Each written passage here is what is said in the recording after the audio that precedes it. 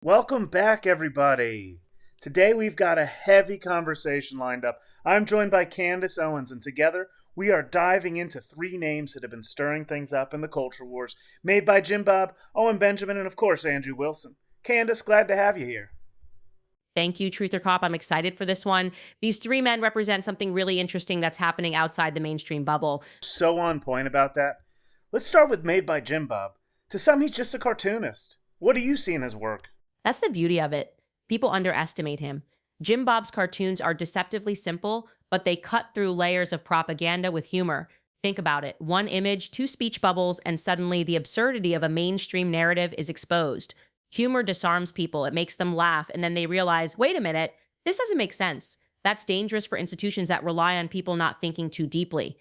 So dangerous, Candace. Let's move on to Owen Benjamin. He's controversial. He walked away from Hollywood. What's your take? Owen is fascinating because he did what most people in entertainment would never dare. He gave it all up. Hollywood is about money, status, and conformity. He chose authenticity. That doesn't mean I agree with everything he says, far from it. But I respect the courage it takes to walk away from the machine. And the fact that he built a loyal following afterward, that shows you people crave truth over polish. And then, of course, we have Andrew Wilson. Not everyone knows him yet, but his debates have been gaining traction, especially those early debates with Jim Bob and Owen. Yes, and that's key. Andrew Wilson represents this new wave of independent thinkers. He doesn't need permission to speak, doesn't wait for a platform to bless him. His debates force both sides, whether it was Owen or Jim Bob, to sharpen their arguments. That's healthy. Debate is a lost art in our culture. It's uncomfortable, it's messy, but it makes people think. And Wilson stepping into that space is what helped put him on the map. And it's one of the reasons I brought you here today and started this interview is I wanted to touch on something that left a lot of people talking. The cancellation of the Owen Benjamin versus Andrew Wilson debate. Folks were expecting a head-to-head, and suddenly it was off. What do you make of that? Honestly, it's telling. That debate had the potential to be one of those cultural flashpoints, two strong personalities, totally unfiltered, colliding in real time. When it got canceled, it showed how fragile these conversations can be, and I think it raises two possibilities. Either someone didn't want their ideas tested, or the pressure around it, the drama, the potential fallout became too much. Either way, it robs the audience. Debate is supposed to be where the rubber meets the road, where ideas either hold up or collapse.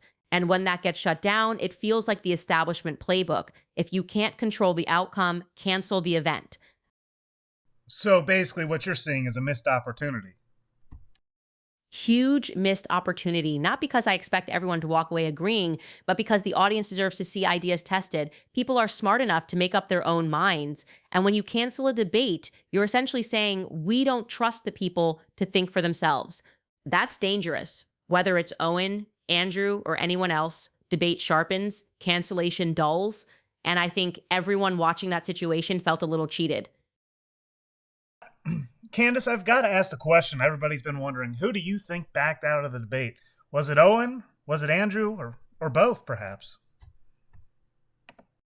Look, I'll be blunt. Owen Benjamin doesn't exactly have a history of backing down.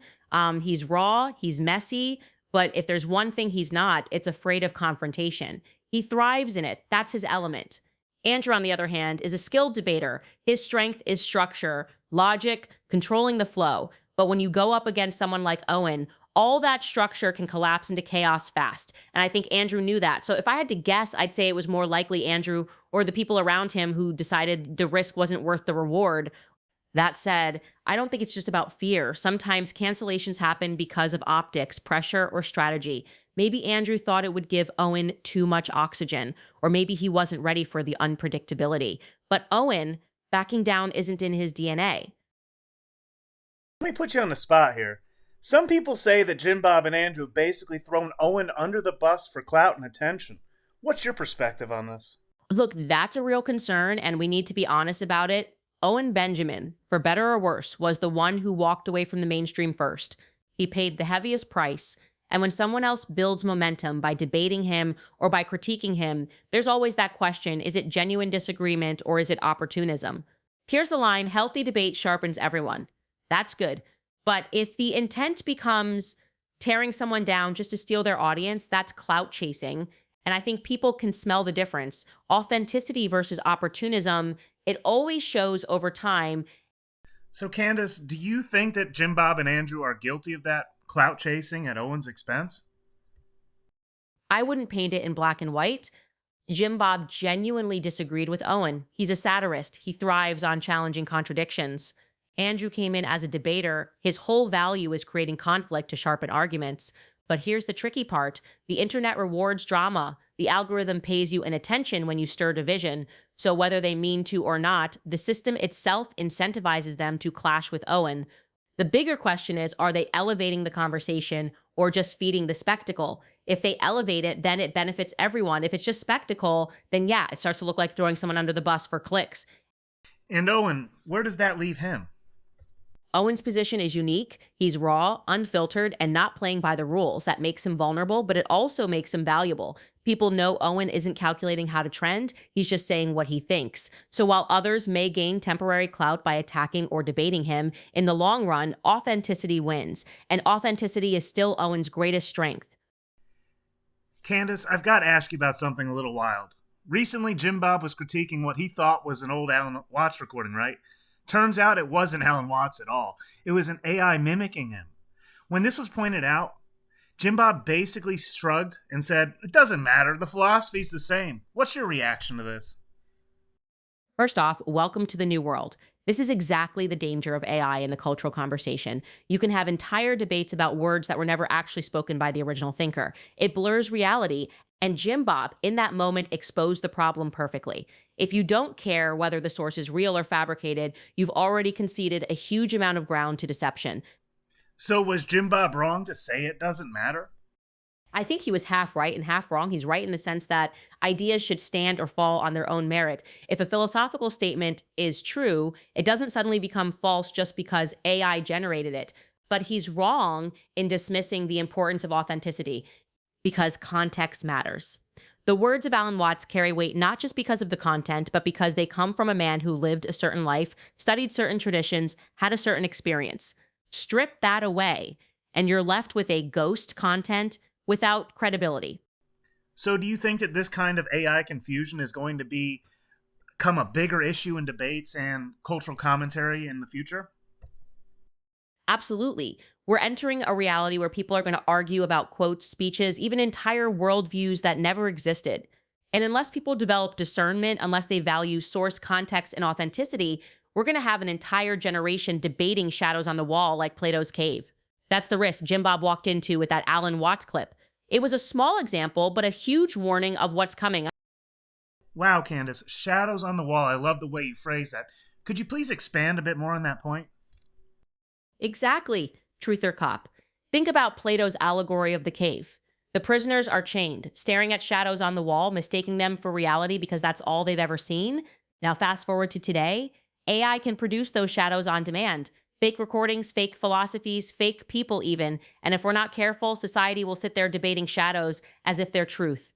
The Alan Watts example is small, but symbolic. When Jim Bob said it doesn't matter, the philosophy is the same, he was acknowledging the power of ideas, but missing the deeper danger that once you accept shadows as truth, you lose your anchor to reality. Philosophy isn't just about abstract thought. It's rooted in human experience, in struggle, in actual lives lived. When you replace that with an AI simulation, you've stripped away the weight of wisdom. You've kept the words but lost the soul. That's why authenticity matters so much, not just in comedy, debate, or philosophy, but in culture as a whole.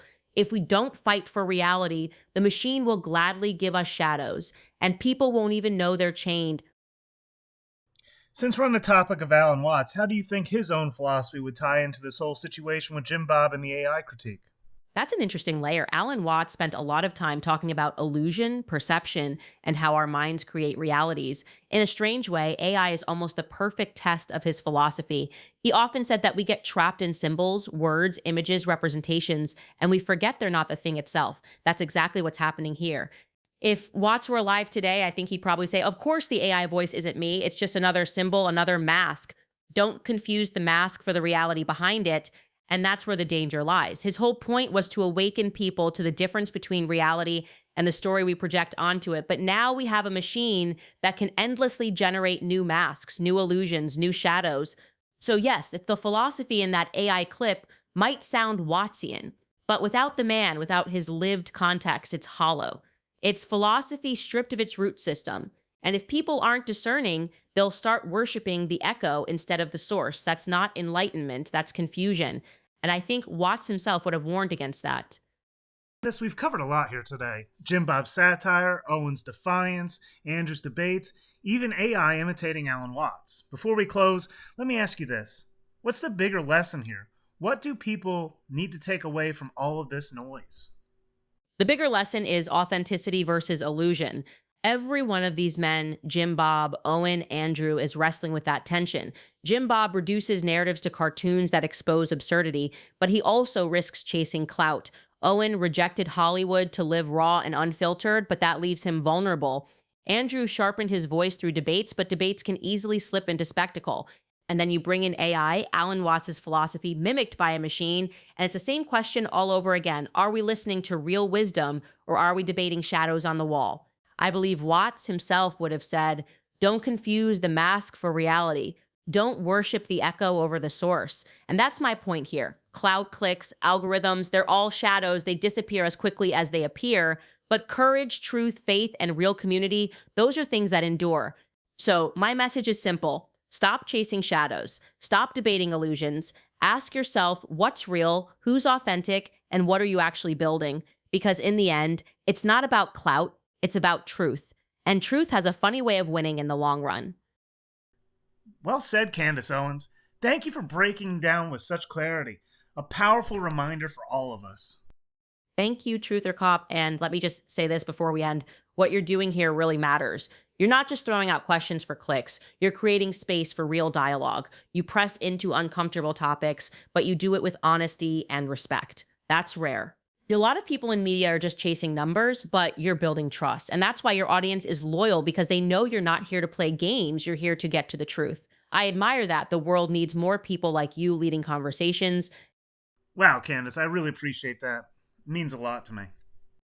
No, really, you remind people that integrity still has a place in public discourse, and in a world of shadows and noise, that's invaluable.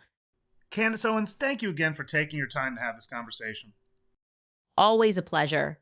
Keep doing what you're doing, Truther Cop. The culture needs it. And with that, we'll close out. Thanks everyone for tuning in. Stay sharp, stay real, and don't settle for the shadows on the wall.